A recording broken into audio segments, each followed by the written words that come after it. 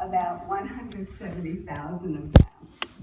And here's what we found, that at every single level of family income, those students who held a growth mindset substantially outperformed those who held a fixed mindset, both in language on the left and maths on the right. We've also shown that you can teach a growth mindset, and when you do, it stokes children's motivation and achievement. So in one study, we took those year 8 students who were making the transition, a different group of them, and we divided them into 2 groups.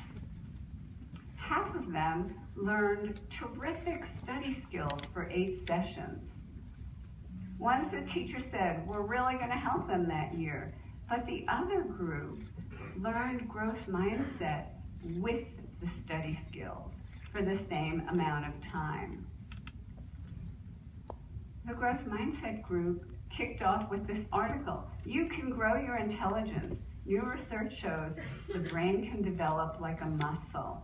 And what they learned was that every time they took on a hard task, the neurons in their brain, every time they took on a hard task and stuck to it, the neurons in their brain formed new connections, stronger connections, and over time, they could get smarter. They were thrilled to learn that the growth of their minds was in their hands. And when we looked in on their grades, again, especially in maths, at the end of the year, here's what we found. The students who just learned the skills continued to show declining grades, but those who learned the growth mindset with their study skills showed a sharp rebound in their grades. We've been very concerned with the question of, is it ever too late? And I'll focus mostly on students, but for those of you who are wondering for yourselves, it's never too late. With my colleagues, we've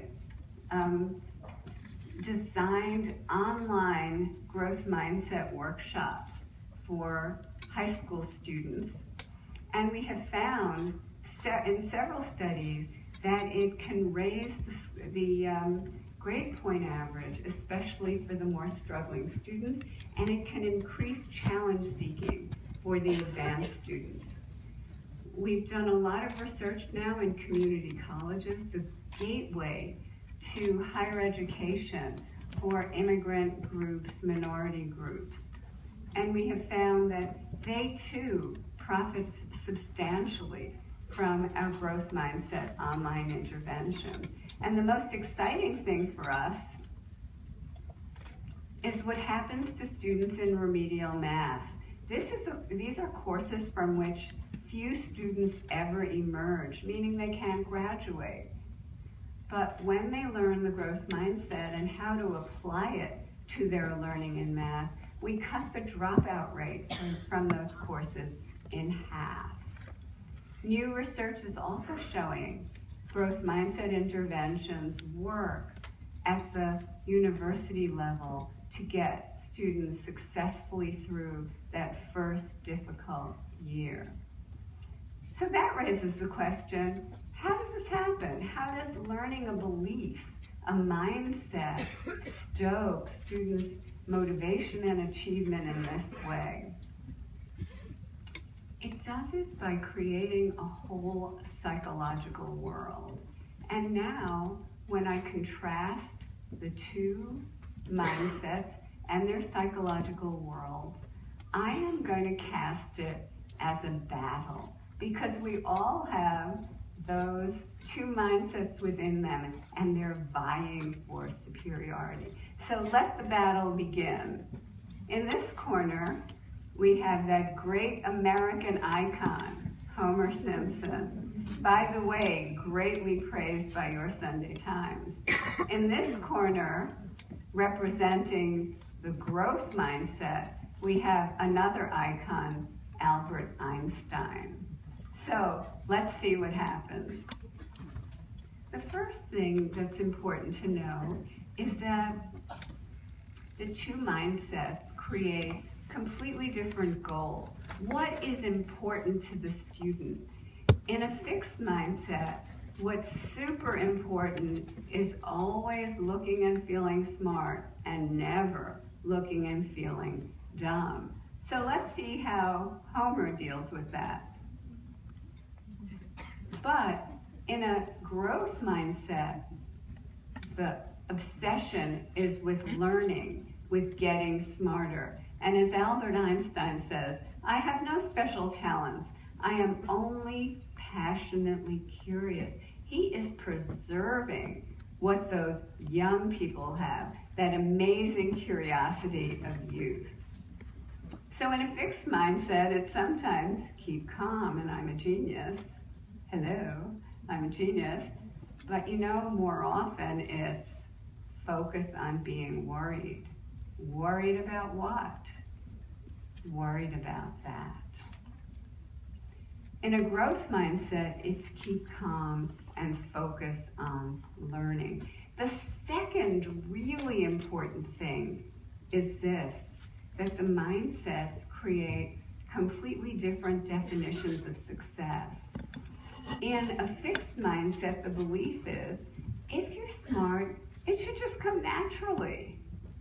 And if you have to work hard or get help, whoa, you must not be smart. Here is Homer's view on effort. Trying is the first step toward failure. And he certainly doesn't want to waste any of that effort. English, who needs that? I'm never going to England.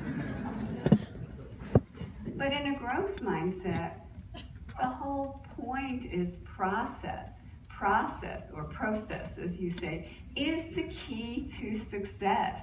Those hard work, those strategies, the input from others, that's what brings success.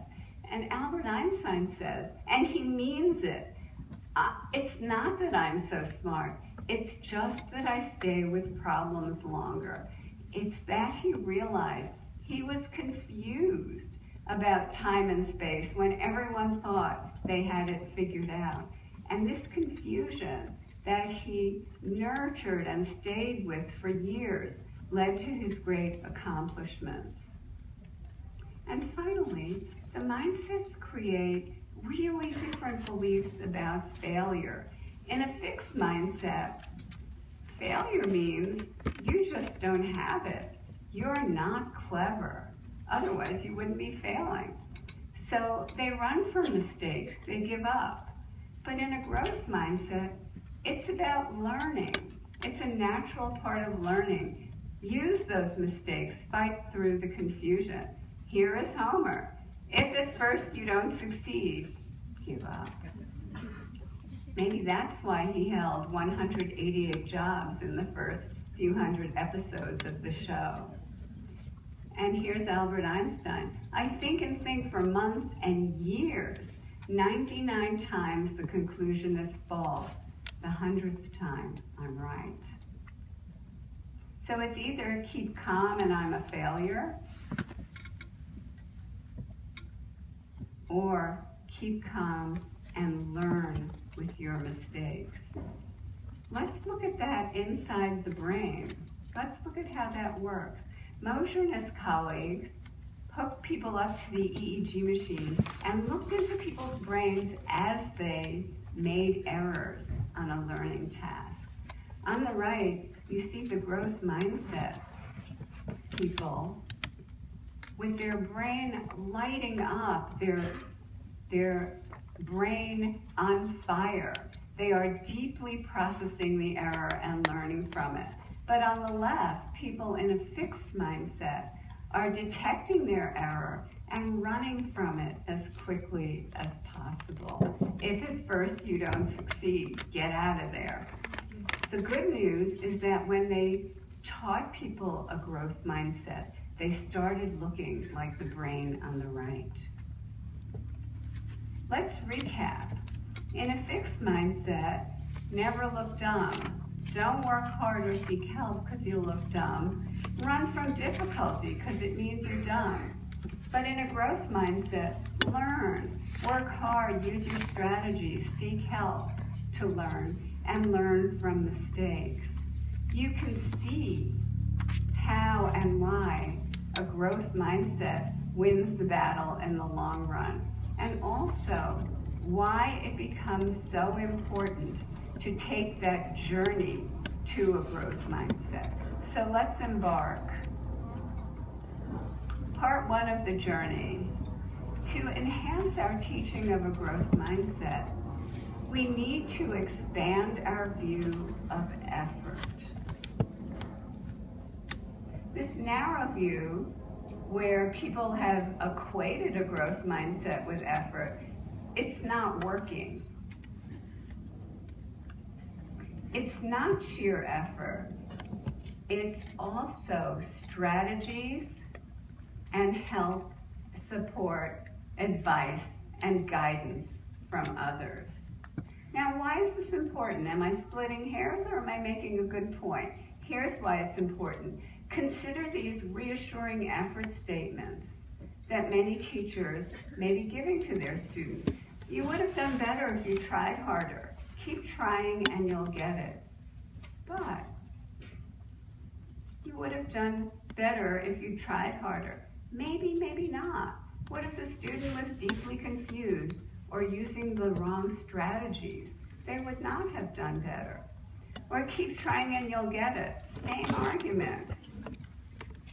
And if they don't get it, then they'll think they're really inept.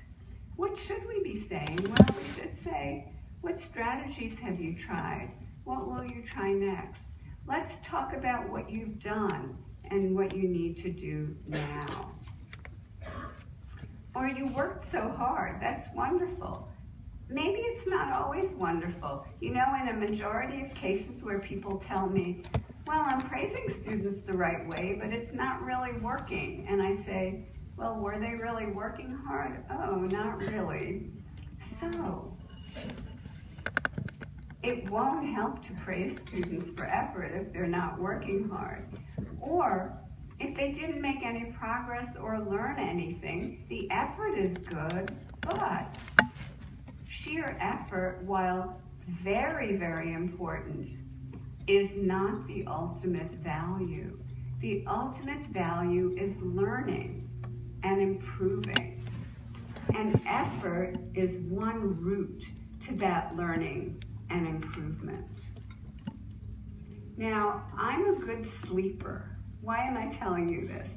It's because there's one thing that does keep me up at night. And it's the concern that people might be creating another self-esteem movement where we're finding something we can make kids feel good about, their effort, but we may be losing sight of their learning. The whole growth mindset was developed in confrontation with the self-esteem movement, because a growth mindset, we know, can ignite students' motivation and learning. So let's not use it as a feel-good thing. Let's use it to ignite that learning.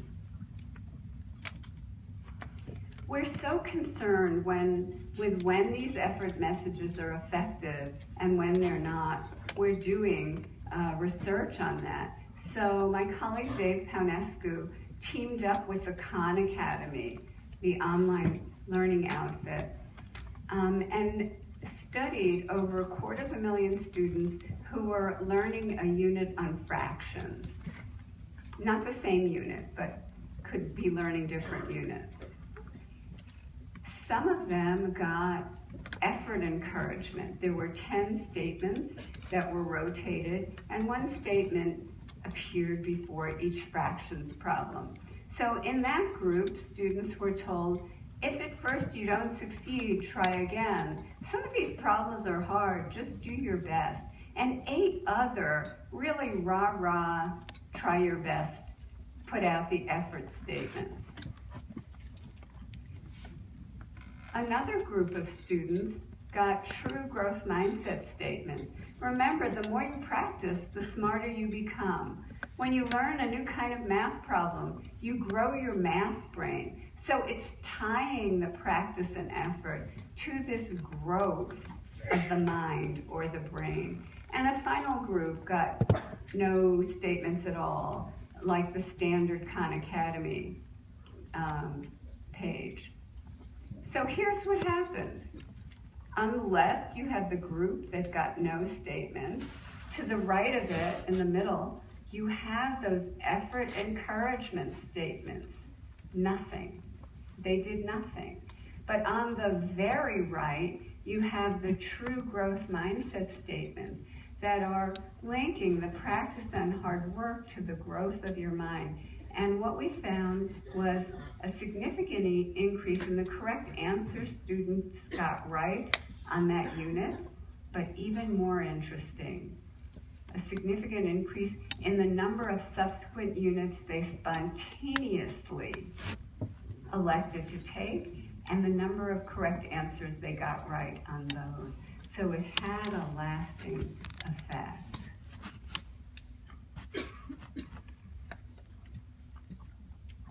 So what should we reward? Taking on challenges. That's important for everyone, and maybe especially advanced students who might be coasting and learning the wrong beliefs about hard work and strategies and help. We should reward kids sticking to the challenges, so reward the actual hard work, if it's there, if we've seen it. Trying new strategies, super important. Ken Robinson talked about creativity and innovation. That is about trying new strategies. And it's also about recovering from setbacks. These are the tasks we need in the modern world. These are the tasks, these are the strategies we need to encourage, and all in the service of improving and learning, always linking that process to the student's improvement. I'll save that for another day and continue the journey. The second part of the journey is about us as educators. To enhance our teaching of a growth mindset, there has to be a journey for us. A couple of years ago, maybe 3 years ago now, my colleague in Australia, a woman named Susan Mackey, told me about an outbreak of a serious disability in Australia, which she called false growth mindset. And I thought, it's such a precise, intuitive concept. How could people be getting it wrong? And I also thought, having a false growth mindset, why bother? But as I saw more and more of it in the US, I had an insight. I came to a realization of why people would adopt a false growth mindset. And they see it as this choice. Who are you? Are you the good growth mindset fairy godmother who nurtures students and helps them fulfill their enormous potential? Or are you the wicked witch who poisons, with a fixed mindset, who poisons their minds and stunts their intellectual growth? And so everyone started saying, oh, no, no, no, I have a growth mindset. I'm a growth mindset teacher. So if they liked children and were nice to them, they said, of course I have a growth mindset. Or if they exhorted them to try hard, or if they were flexible and open-minded, they said they had a growth mindset. But they were announcing an identity. They were not taking a journey. And research is emerging right now that shows that when people say they have a growth mindset, but they don't walk that talk or walk that walk, it's not benefiting the students. In this new research by Kathy Lusan at Stanford University, she studied a variety of math teachers, most of whom said they had a growth mindset. And when she observed them in their classroom, they actually used those words. But only when the teacher focused on conceptual understanding. gave feedback that in math, this was maths, as you say, only when the feedback advanced students' conceptual understanding, when they gave them a chance to revise their work and show their greater understanding. That's when the students learned a growth mindset and blossomed over the school year. In my work with Kyla Heimovitz, we're finding the same exact thing with parents. Many parents are now saying, well, of course I have a growth mindset, but many of them are still reacting as though their children's mistakes or failures are terrible. They show their anxiety, they show their displeasure, or they go fight with the teacher, or they gloss over it and explain it away. All of these things say to kids, mistakes are terrible, we can't tolerate them. And that breeds a fixed mindset in the kids. But when the parents used a failure or setback as an interesting opportunity for learning, something that was fascinating and puzzling, then students, their kids develop more of a growth mindset. Recently, I was talking to a teacher in the US who deeply understands and practices the growth mindset in her classroom. And I learned that the kids in her classroom were vying with each other to have their mistakes used in front of the whole class for learning. That's what we want. We want our kids to be proud of having an opportunity to learn from their mistakes and have others learn from them as well. So, the lesson here is you can't just banish a fixed mindset. You have to take the journey. And what's the first step on that journey? I think you might be shocked to hear me say this. The first step on the journey is to legitimize the fixed mindset. What do I mean by that? How is that possible? How can Ed Dweck be saying legitimize the fixed mindset? We are all a mixture. We all have a fixed mindset sometimes and a growth mindset other times, even with respect to the same subject. And we need to get in touch with the fixed mindset parts of us as a very, very first step before we can truly embrace that growth mindset. So the first thing is watch for those fixed mindset triggers. When you're facing a challenge, do you become anxious? When you're struggling with something, do you get frustrated and worried? When you're having a setback, do you become discouraged or defensive? If someone's criticizing you, even in a helpful way, do you become angry or defensive or ashamed? Monitor that, own it. When you see someone more skilled than you in an area that you care about, like teaching, do you become jealous? Do you become demoralized? I'll never be like that. Hear yourself thinking that and feeling that.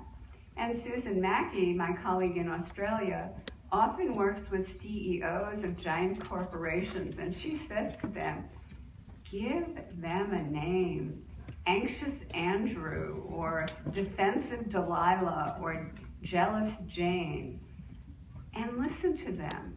Have compassion for them, but understand that they're there. So if someone's giving you some criticism and you're not liking it, even though you know it's useful and valuable, you can say, is that you, defensive Delilah?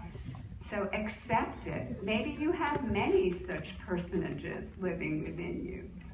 Accept it. Talk to each other about it. And then, after a while, you're ready to make that journey toward more of a growth mindset because you've understood that we are all a mixture. And if we're going to walk the walk for our students, we need to have a true growth mindset ourselves.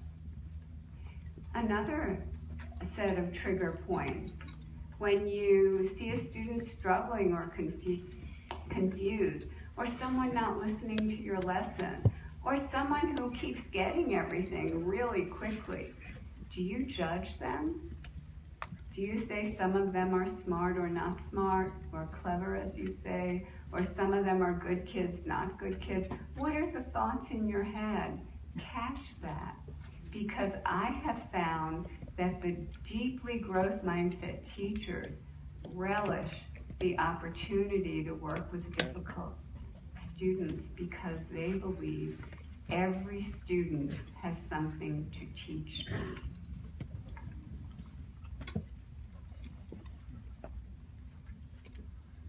Come on. Okay, and here are a few more pointers that we've learned from our research in conveying a growth mindset to other teachers or to students. First, use that neuroscience. Kids love it. They love learning about the brain and how it changes and grows with learning. Second, especially with adolescents, don't preach growth mindset. Don't make them feel like you're saying, you have a problem and I have the answer for you. I'm the adult, I know best. Instead, what we do is we let the adolescents author their own learning as much as possible. Have them look up heroes and see how those heroes met setbacks and overcame them with effort, strategies, and help from others. Let them tutor younger kids and teach them a growth mindset in the process. Let them elect to adopt that growth mindset for themselves. And finally, this was something Ken Robinson was talking about.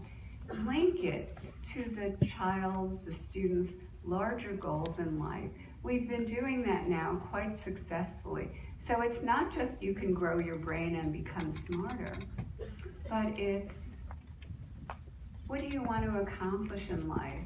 What contribution do you want to make? How do you want to change the world, make it a better place? And how a growth mindset can get you there.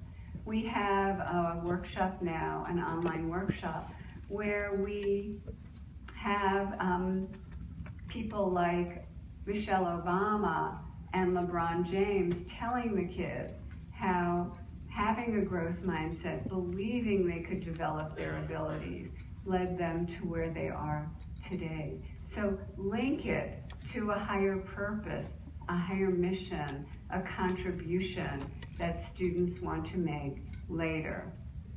So in the meantime, keep calm and have a growth mindset, or better yet, take that journey so you can keep calm and exhibit a growth mindset to your students.